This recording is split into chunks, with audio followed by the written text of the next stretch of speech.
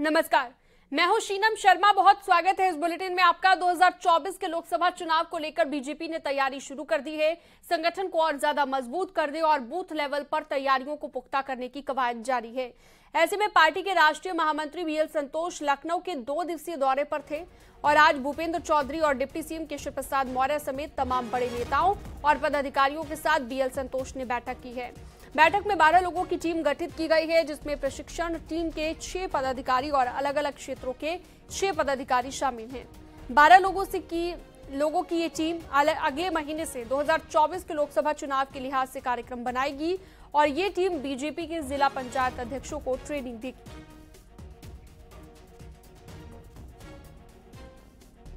दो 2024 के लोकसभा में उत्तर प्रदेश में 80 की 80 लोकसभा सीटें भारतीय जनता पार्टी अपने साथियों के साथ जीतने जा रही है। मैं विपक्ष के जो भी नेता उत्तर प्रदेश में दावेदारी करते हैं, देश में तो प्रधानमंत्री पद की वैकेंसी नहीं है, उत्तर प्रदेश में लोकसभा में भाजपा गठबंधन के अलावा किसी के लिए वैकेंसी नहीं है। जो 24 की तैयारी में लगे हैं वो अपना 29 की तैयारी करें, 29 में फिर देखेंगे कैसे क्या होता है। 2000 को हम लोग पहले ही जोड़ चुके हैं। भारतीय जनता पार्टी ने, माननीय प्रधानमंत्री जी ने मूल मंत्र दिया, सबका साथ, सबका विकास, सबका विश्वास, सबका प्रयास।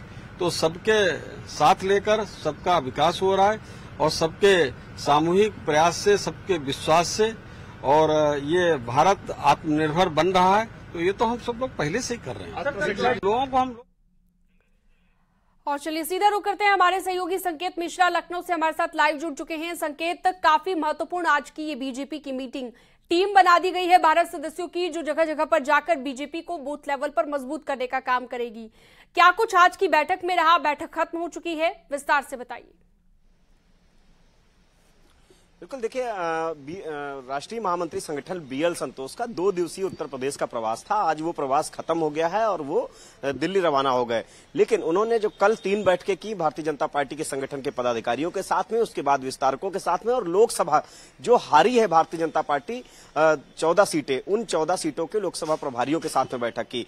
आज जो बैठक हुई वो काफी अहम बैठक हुई। वो प्रशिक्षण टोली के साथ में बीएल संतोष ने बैठक की। ये काफी अहम बैठक थी। दरअसल प्रशिक्षण टोली से को काम दिया गया और उनकी समीक्षा भी की गई कि आखिर किस आधार पर जाना है, किस रणनीति से जाना है और क्या कुछ प्रशिक्षण देना है और प्रशिक्षण किन लोगों को देना है। दरअसल भारतीय जनता पार्टी का राष्ट्रीय स्तर पर अब प्रशिक्षण अभियान शुरू हो रहा है। यह हरियाणा में होगा 7 अगस्त से। उसमें सभी प्रदेशों से जिला पंचायत के अध्यक्ष जाएंगे और वहां पर प्रशिक्षण कार्यक्रम में शामिल होंगे।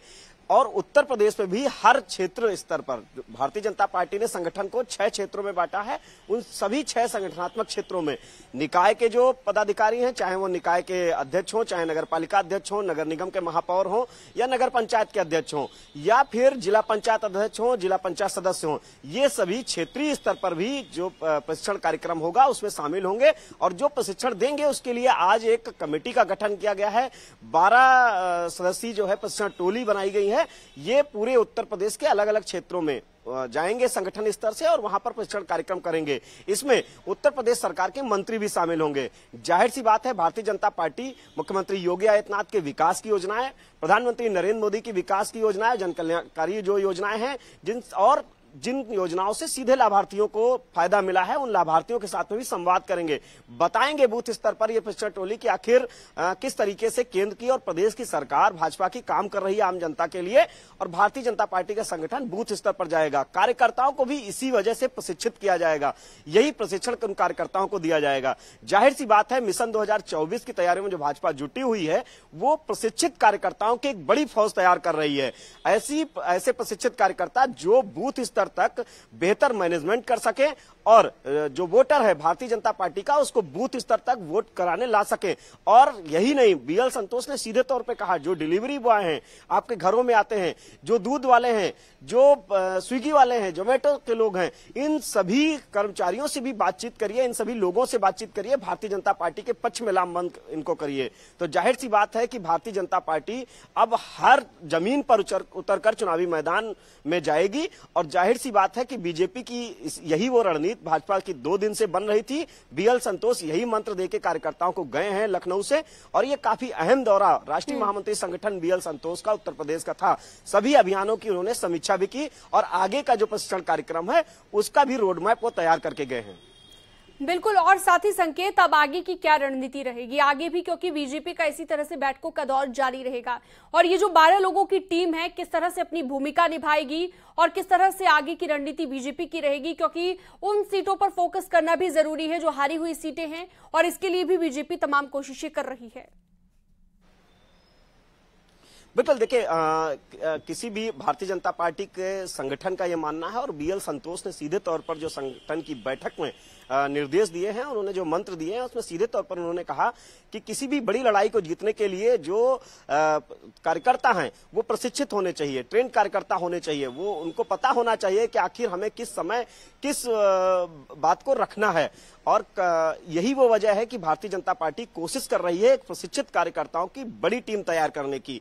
भारतीय जनता पार्टी का मूल संगठन, मूल पदाधिकारी रहेंगे ही, इसके अलावा प्रशिक्षित कार्यकर्ताओं की एक बड़ी टीम भाजपा तैयार कर रही है। इसके लिए अगस्त माह से भारतीय जनता पार्टी बाकायदा प्रशिक्षण कार्यक्रम शुरू कर रही है, और प्रदेश स्तर पर 12 सदस्यीय कमेटी बना दी गई है। ये जो प्रशिक्षण टोली है 12 सदस्यीय, ये अलग अलग क्षेत्रों में जाएगी, और वहां के भारतीय जनता पार्टी के पदाधिकारी, जिले के जो प्रभारी मंत्री हैं, योगी सरकार के जो मंत्री हैं, प्रभारी हैं जिलों के, उनको साथ में लेकर इस प्रशिक्षण कार्यक्रम का बड़े स्तर पर आयोजन किया जाएगा और कार्यकर्ताओं को प्रशिक्षित किया जाएगा। उसमें निकाय का जो चुनाव जीते हैं, भारतीय जनता पार्टी ने निकाय चुनाव में बड़ी जीत हासिल की उत्तर प्रदेश में, तो वो सभी 17 नगर निगमों के महापौर रहेंगे उस प्रशिक्षण कार्यक्रम में।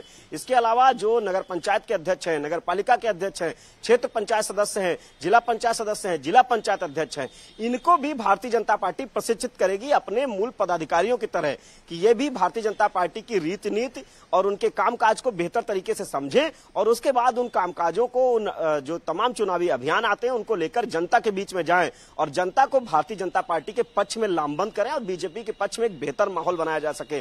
भाजपा की बहुत सदी हुई रणनीति है कि प्रशिक्षित कार्यकर्ताओं की एक बड़ी फौज तैयार करके बूथ स्तर पर लोकसभा चुनाव से पहले उतार देनी है, जिससे कि बूथ ही आसानी से जीता जाए।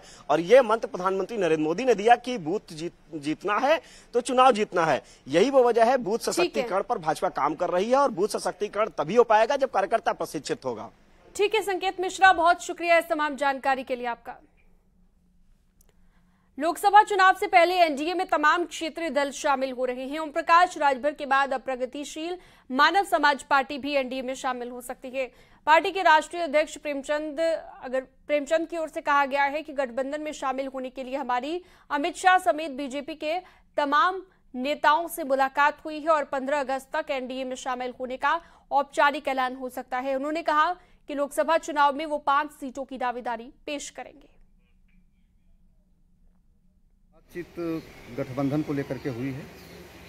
2000 लोकसभा का जो चुनाव है 24 का, इसमें हम एनडीए में शामिल होकर के लड़ेंगे। 15 अगस्त के पहले ऐलान होने की पूरी संभावना। अगर आप एनडीए में शामिल होते हैं तो कितनी सीटें मांग करेंगे? 5 सीटें मांगेंगे। मणिपुर और पश्चिम बंगाल की घटना पर केंद्रीय मंत्री अनुराग ठाकुर ने कहा कि ये दिल को दहला देने वाला है। जिम्मेदारी संभालना और महिलाओं के खिलाफ अपराध कम करना राज्य की जिम्मेदारी है।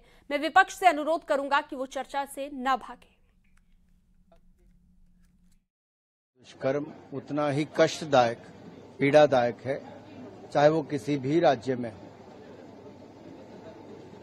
और महिलाओं के प्रति बढ़ता अपराध और ऐसी घटनाएं, ये राज्यों की जिम्मेदारी है उसको कम करना। और मैं तो कहूंगा पूरे समाज को, सरकार के साथ साथ समाज को भी उस दिशा में कदम उठाने चाहिए, और इस पे एक अच्छी चर्चा हो, सदन में हो, सभी दल उसमें भाग लें, और किसी को चर्चा से नहीं भागना चाहिए। मेरा विपक्ष एक बार फिर हाथ जोड़कर निवेदन है, कृपया करके चर्चा से ना भागिए।